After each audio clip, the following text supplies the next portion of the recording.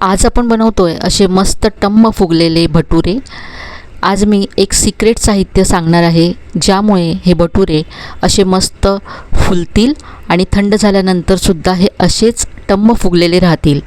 भटुरे बनवायची अगदी detail recipe आज आपण पाहणार आहोत। चला तर लगेच बनवायला सुरुवात करूया। तर सगळ्यात आधी इथे मी 2 कप गव्हाचं पीठ घेते। तुम्ही मैद्यापासून सुद्धा बनवू शकता।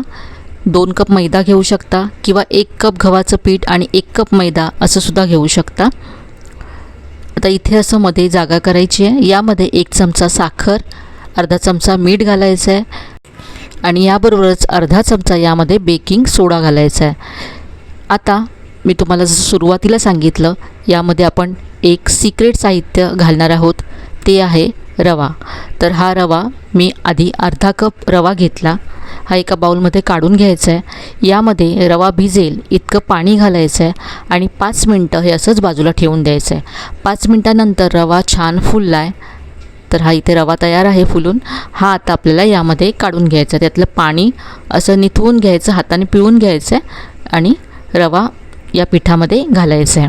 तर यामुळेच आपले भटुरे छान कुरकुरीत होतील आणि हे असेच टम्म फुगतील आणि थंड झाल्यानंतर सुद्धा ते तसेच राहतात। तर हे आता सगळं मिक्स करायचं आहे आणि इथे आता आपण पाणी वापरणार नाही आहोत हे मळण्यासाठी, तर दही वापरायचं आहे। 2-2 चमचे दही घालत जायचं आहे आणि हे मळत जायचं आहे। एकत्र दही घालायचं नाही आहे, कारण रव्याने पाणी ॲब्झॉर्ब केलं आहे, त्यामुळे हे लगेच सैलसर होऊ शकतं। इथे साधारण तुम्हाला अर्धा ते पाऊण वाटी इतकं दही लागेल। तर हे दही घालून पहा, मी असं हे मळून घेतलं आहे।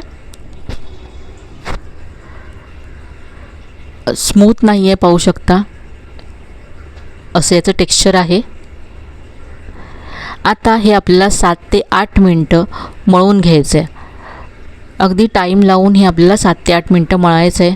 जितकं छान मळाल तितके तुमचे भटुरे छान होतील। तर हे मी आता मळून घेते। तर पाहू शकता हे मी मळून घेतलं साधारण 7 ते 8 मिनटं।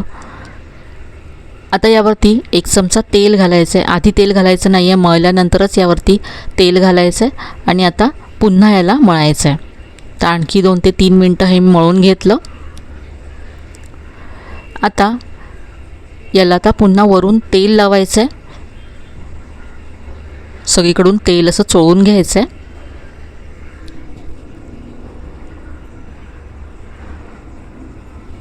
आणि आता झाकून हे आपल्याला 3 ते 4 तास बाजूला सेट होण्यासाठी ठेवून द्यायचं आहे। तुमच्याकडे जर वेळ कमी असेल तर अर्धा तास तुम्ही ठेवू शकता। तर इथे मी आता साधारण 3 ते 4 तास ठेवते आहे। तर पाहू शकता आता हे पीठ छान असं फुललं आहे, मस्त सेट झालं आहे।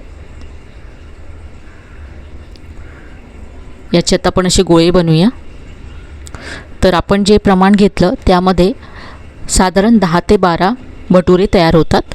इथे मी मोठ्या आकाराचे बनवते, त्यामुळे माझे 12 तयार झालेत।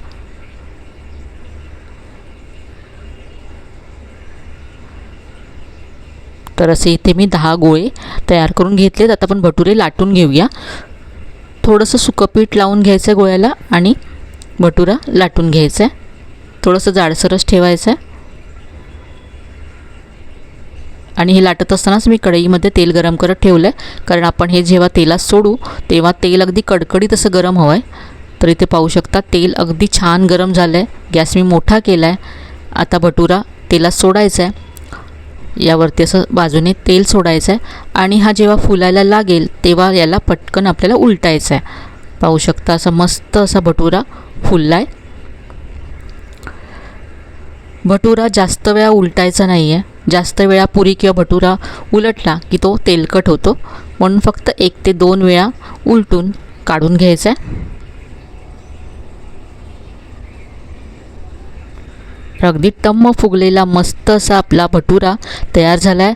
अजिबात मैदा न वापरता आपण गव्हाचं पीठ वापरून हा तयार केला आहे। तर इथे मी छोले आणि भटुरे सर्व केले आहेत। छोल्यांची रेसिपी तुम्हाला हवी असेल तर कमेंटमध्ये सांगा, मी ते सुद्धा तुमच्याबरोबर शेअर करेन।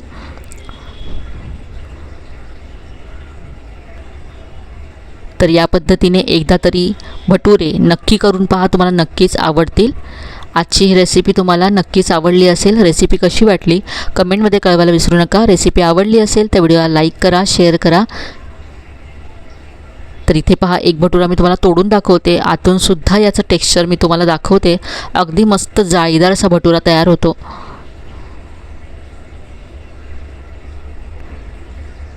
रेसिपी आवडली असेल तर लाईक करा, शेअर करा. चॅनलला अजून सबस्क्राईब केलं नसेल तर नक्की सबस्क्राईब करा. चला तर पुन्हा भेटूया अशा छान छान आणि नवीन नवीन रेसिपीसह. तोपर्यंत धन्यवाद.